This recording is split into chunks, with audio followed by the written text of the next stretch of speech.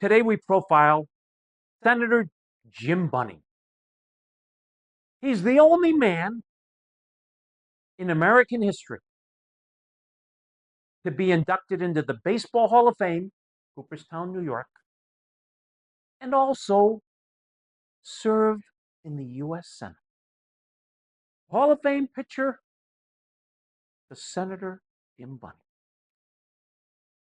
He was born in 1931, raised in northern Kentucky, and he married Mary. They had 9 children. From 1955 to 1971, he was a major league pitcher for the Detroit Tigers, Philadelphia Phillies, Pittsburgh Pirates, and the Los Angeles Dodgers. He won 224 games. He was the first pitcher in baseball history, started in 1869, to pitch a no-hitter in both leagues, to win 100 games in both leagues, and to record 1,000 strikeouts in both leagues.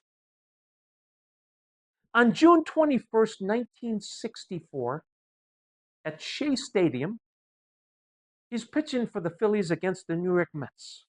He throws the first perfect game in the National League in the 20th century. Friends, there's only been 26 games in the history of baseball where a pitcher threw a perfect game. I said, Jim, what did you do that evening? He said, well, Jack, Mary had just by chance put the 9 kids in our station wagon in Philadelphia, and she drove to New York.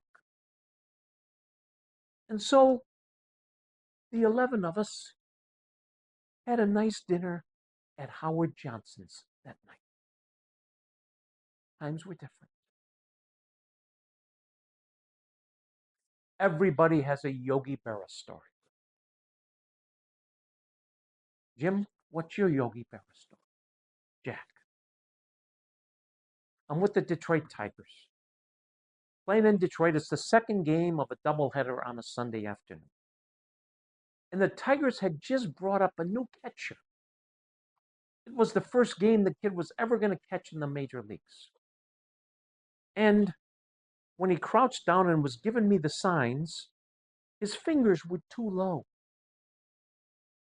And every time he gave me the sign for the curveball, there'd be 2 fingers.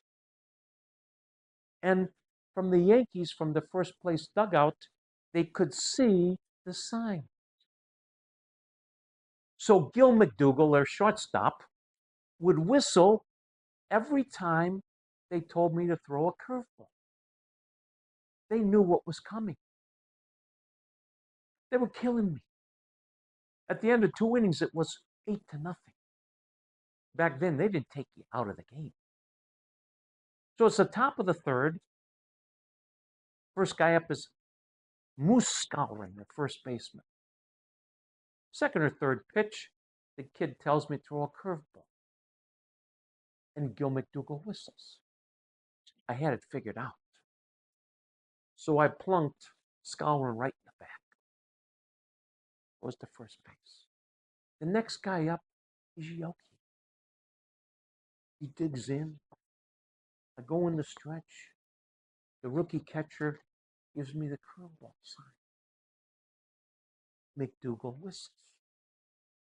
I step off the mound. I say, Yogi, if McDougall whistles one more time, I'm plunking you right in the head. Yogi steps out. Jim, I heard him, but I ain't listening. 1996, he was elected into the Baseball Hall of Fame. From 1986 to 1998, he served in the U.S. House of Representatives from Kentucky's 4th Congressional District. And then from 1999 to 2010, he was a senator from Kentucky. He wrote me his philosophy of life. Dear Jack, thanks for your note. My philosophy of life is pretty simple. Give everything you do every part of your life, your best effort every single day. And try to help as many people as possible with the time the Lord gives to you. If you do that and treat others with the honesty and respect with which you would like them to show to you, you will be the better for it. And in the end, you will have the satisfaction and peace of mind that goes with knowing that you have done the best you possibly could with the tools that the Lord gave you. I hope this helps, and I hope to see you again soon. Best personal regards, Jim Bunning. That's the story of Senator, Hall of Famer, Jim Bunning. Thank you for watching. Until we meet again, please remember, with God, anything is possible. Spall.